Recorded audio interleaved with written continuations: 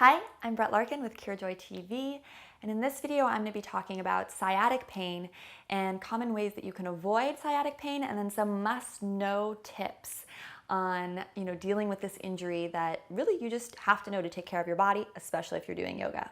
So number one, the biggest thing to know about sciatic pain is that you may be feeling pain down the backs of your thighs or around your seat or even in your calves, anywhere really down the back of the legs. But what you need to remember is that this injury is in your low back. It's usually an injury that's happened in your lumbar spine.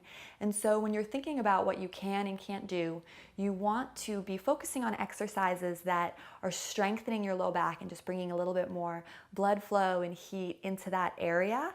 And you want to number two, very big tip, you want to avoid forward folding. The discs inside your spine are filled with a jelly-like fluid, and if you forward fold, already with sciatica, the jelly's kind of spilling out maybe of the disc. If you forward fold, it's almost like the inside of a jelly donut erupting, like the jelly coming out of the donut. You do not want that.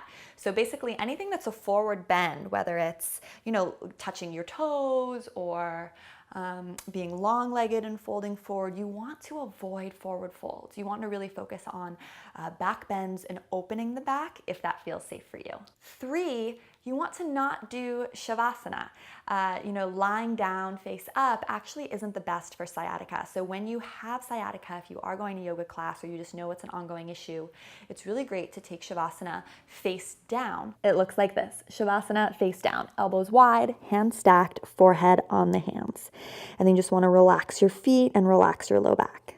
Okay, number 4 tip is that you want to really focus on how you transition from sitting to standing throughout the day, or how you really transition in general, which is hard because usually we're just moving around fast, we're not thinking about these things.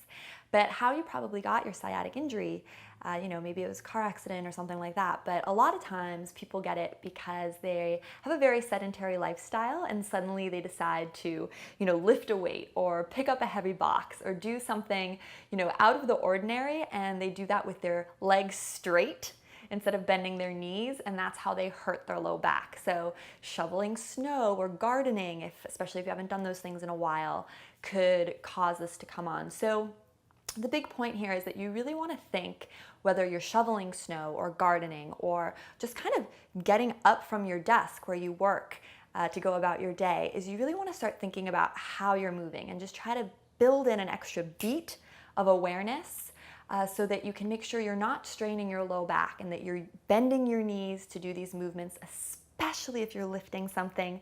We do so much unconsciously, right? Like taking groceries out of the trunk or carrying them up the stairs.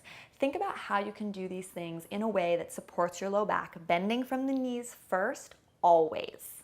And tip 5, since this is all about strengthening the low back, is you may want to try to maybe work at a standing desk, or try to maybe use a different type of chair where you're not constantly leaning back on the chair. This is more as you rehabilitate, but try to think of ways that you can kind of strengthen your abs and your low back so that it's not so sensitive to so easily getting strained. So you could sit on kind of like a jelly-like ball. Some people like that. But a lot of this is caused by sedentary lifestyle going into sudden movement, and then suddenly we strain. So of course, incorporating yoga into your daily routine is another great way to kind of just strengthen the low back. But I'd also really look at your chair and what you're sitting on as you do your work day to day. If you liked this video, there is a video on my channel, which is actually a yoga sequence for sciatic pain, where I kind of take all these things into account. I studied some of the ancient yogi texts and what they said about low back pain and sciatic pain, and I incorporate them into a very, very safe sequence that you can do. Make sure to like this video if you found anything I said useful. Leave a comment below. Let me know your questions at CureJoy. We love answering your questions and connecting with you. So, tag people on Facebook if you're seeing this there. Subscribe to CureJoy's channel on YouTube if you're seeing this on YouTube. And I will see you in the next video. Bye.